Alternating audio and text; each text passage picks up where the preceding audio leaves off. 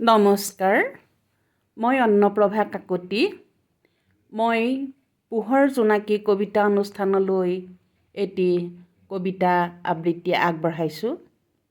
কবিতাটিৰ নাম হৈছে আইৰ বুকুত তিমিৰা চন্ন ৰাতি।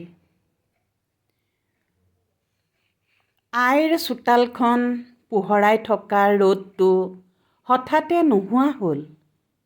বতাহে আহি কাণে কাণে ক'লে, সুৰৰ পাণচৈৰ সাউদৰ ডিঙাখন লুণিয়াৰ বন্যাত ডুব গ'ল।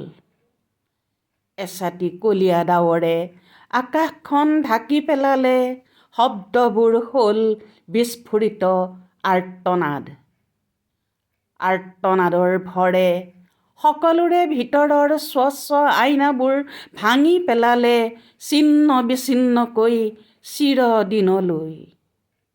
কালমানিশা নামিল, এন্ধাৰ বিয়পি পৰিল, পোহৰ বিলোৱা জোনাকী পৰুৱাটো পাখি ভাঙি মাটিত শুই পৰিল। সেয়ে আইৰ বুকুত আজি তিমিৰাচন্ন ৰাতি। ধন্যবাদ।